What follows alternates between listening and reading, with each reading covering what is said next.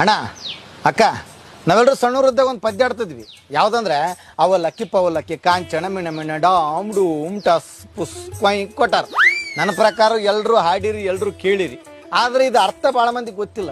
ಅಣ್ಣ ಇಡೀ ಜೀವನವೇ ಈ ಪದ್ಯದೊಳಗೆ ಅಡಿಬಿಟ್ಟದ. ಎಷ್ಟು ಚಲೋ ಬರ್ದಾರ ನಮ್ಮ ಹಿರಿಯರು ಅಂತೀನಿ.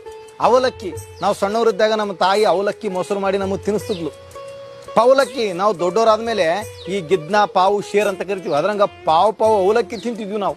ಕಾಂಚನ ದೊಡ್ಡವರಾದ್ವಿ, ದುಡಿಯೋಕೆ ಶುರುವಾಯ್ತು, ನೌಕರಿ ಸಿಕ್ತು, ಕೈಯ ರೊಕ್ಕ ಬರೋಕ್ಕೆ ಶುರುವಾಯ್ತು. ಕಾಂಚನ ಮಿಣ ಮಿಣ ಕಾಂಚನ ಬಂದ್ಮೇಲೆ ಲೈಫ್ ಚೇಂಜ್, ಬಟ್ಟೆ ಚೇಂಜು, ಮನೆ ಚೇಂಜು, ಹೊಸ ಕಾರು, ಹೊಸ ಬಟ್ಟೆ, ಮಿಣ ಮಿಣ ಲೈಫ್.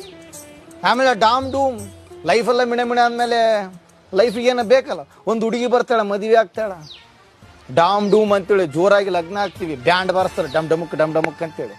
ಆಮೇಲೆ ಟಸ್ ಪುಸ್ ಮದುವೆ ಆಗಿ ಭಾಳ ವರ್ಷ ಆಗುತ್ತೆ. ಆ ಟೆನ್ಷನ್ ಈ ಟೆನ್ಷನು, ಆ ಲೋನು ಈ ಲೋನು, ಆ ಜಗಳ ಈ ಜಗಳ, ಮಕ್ಕಳ ಸಾಲಿ ಅದು ಇದು ಅಂತೇಳಿ ಟೆನ್ಷನ್ ಒಂಥರ ಲೈಫ್ ಎದಕ್ಕಪ್ಪ ಅಂತೇಳಿ ಟಸ್ ಪುಸ್ ಅನಿಸ್ಬಿಡ್ತದೆ.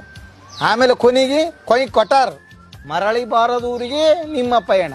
ಎಷ್ಟು ಚಲೋ ಇಡೀ ಒಂದು 4-5 ಸಾಲಿನೊಳಗೆ ನಮ್ಮ ಇಡೀ ಜೀವನವನ್ನೇ ನಮ್ಮ ಹಿರಿಯರು ಹೇಳಿಬಿಟ್ಟಾರ. ನನ್ನ ಪ್ರಕಾರ ನೀವು ಈ ಪದ್ಯ ಕೇಳಿರಿ, ಕೇಳಿಲ್ಲ ಅಂದ್ರೆ ಶೇರ್ ಮಾಡಿರಿ, ಕೇಳಿದ್ರು ಶೇರ್ ಮಾಡಿರಿ, ಯಾಕಂದ್ರೆ 4 ಮಂದಿಗೆ ಗೊತ್ತಾಗುತ್ತೆ. ಎಷ್ಟು ಅದ್ಭುತ ಅದಲ್ಲ ಅಣ್ಣ ಅಕ್ಕ.